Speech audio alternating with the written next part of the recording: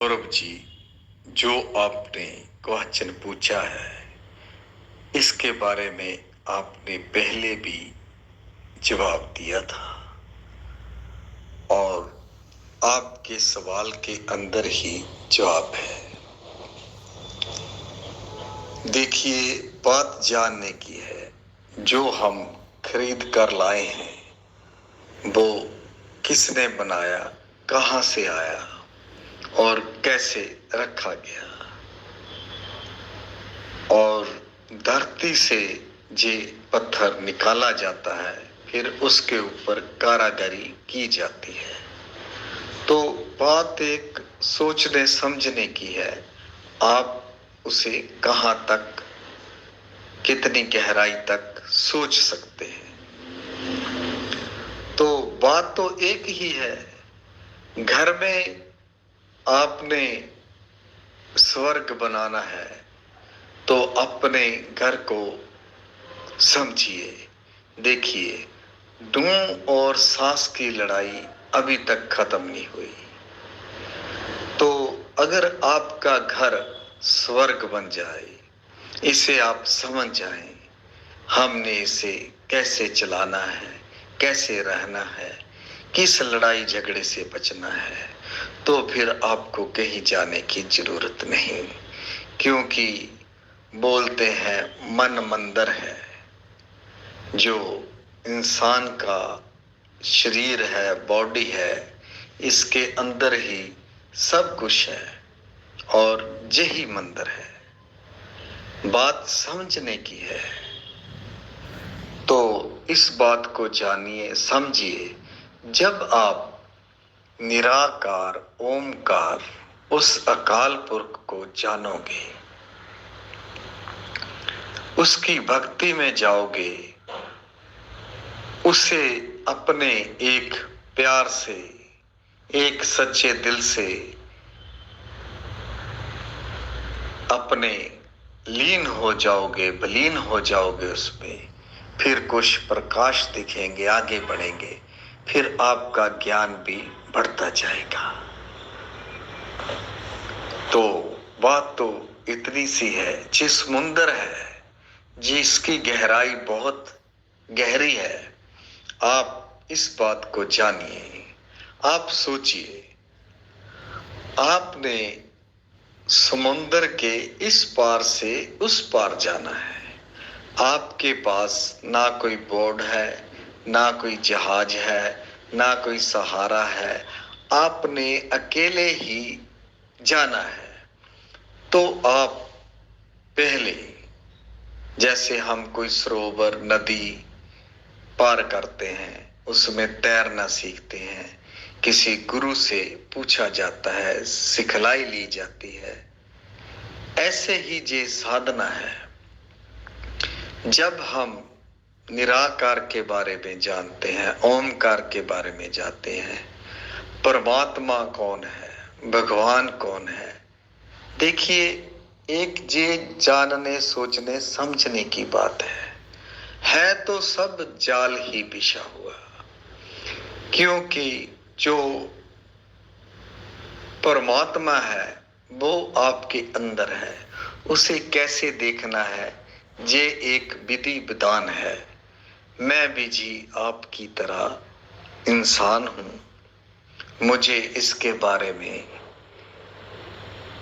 40 साल के बाद पता चला, वो भी एक अचानक कोई ऐसे परमात्मा ने भेजा, कोई साधिक, उसने मुझे बताया और मुझे समझ लगी।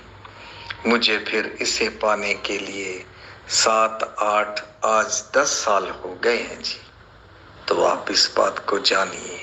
हाँ जी, एक बात और मैं सभी साधकों को सावधान करता हूं। देखिए, सुनने में आया है कई गुरु या अपने जिन्होंने डेरे बनाए हैं, वो आंखों पर उंगलियां रख देते हैं या आंखें कुछ जोर से दिवा देते हैं। आंखों की पुतलियां बहुत ही नाजुक और कमजोर होती हैं। इन्हें दीवाने से हमें फिर अंधेरा छा जाता है, कुछ सितारे दिखते हैं, कुछ ऐसा प्रकाश दिखता है। देखिए, ये सब कुछ एक ढोंग है, ड्रामा है। आपकी आंखों को कुछ हो गया तो बहुत मुश्किल से ठीक होगी, हो सकता है ठीक ना ही हो। इसलिए अपनी आंखों पर किसी का भी हाथ या उंगलियां ना रखाएं। और इस बात पर भी ध्यान दें, जब आप ध्यान में बैठते हैं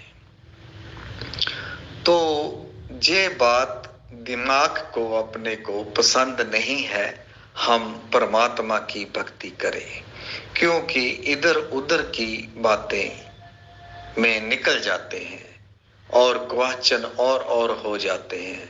जब हम चुपचाप जीभा नहीं हिलानी, अंदर ही अंदर जपना है। इसकी जी टाइम समय है 7 सेकंड, 9 सेकंड और 12-15 सेकंड के अंदर अंदर आप बाहर चले जाओगे। वो भी ऐसे सोचोगे, बैठे हो आप दिल्ली में, बॉम्बे में, कहीं कहीं के हैं शादी का, तो आप कहीं कहीं ऐसे दिमाग बातें करने लग जाएगा, कभी कुछ करेगा, कभी कुछ करेगा, आपको पता ही नहीं चलेगा। कभी कभी तो नींद भी आ जाती है। तो इस बात पर आप ध्यान दें, किसी को भी अपनी आंखों पर दबाव ना डालने दें। जब बैठते हैं ध्यान में, जिन साधकों को 2-3 साल समय हो गया है, कई बार बैठे बैठे आंखें बहुत जोर से बंद होने लगती हैं, तो हमें कुछ बंद जोर से होने से प्रकाश भी दिखता है।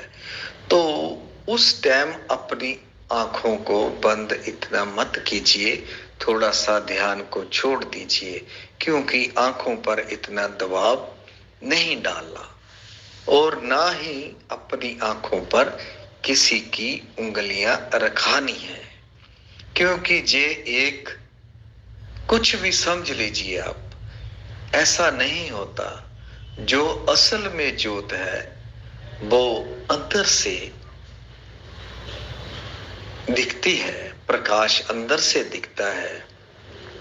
तो ऐसे उंगलियां आंखों पर लगाने से अगर 2 मिनट में दर्शन हो जाए तो ऋषि मुनियों को 100 साल, 200 साल, इतना समय क्यों लगता है। देखो जी, मेरे पर उसकी कृपा हुई, ना जाने कोई पिछले जन्मों का मैंने कोई तपस्या की थी, जैसे मुझे 7-8 साल में इसके बारे में ज्ञान हुआ। तो जी, जो सच है वो सच है। जो हम बाहर जो जगाते हैं, अपना दिया तेल की या देसी की घी पा देते हैं या तिलों के तेल की, आखिर एक दिन उसने बंद हो जाना है। जब आपके अंदर ज्योत जल गई, इसका प्रकाश हुआ, तो ये आपके जी साथ ही जाएगी। इस बात का आपने ध्यान रखना है और इसे समझना है। और किसी के मन में भी कोई क्वेश्चन है तो अपना लिखें, बोले, या फिर हमसे पूछ ले, या अपनी वीडियो डालें। इसमें क्या बात है, आपको एक समय मिला है।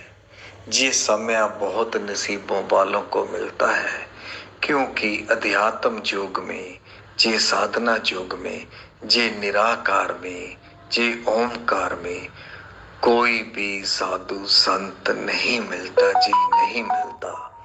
अगर मिल भी गया तो इतने ऊंचे पद पर होता है, 5-5, 7-7 उनके बॉडीगार्ड होते हैं और गनमैन होते हैं, वहां पर हम पहुंच ही नहीं सकते।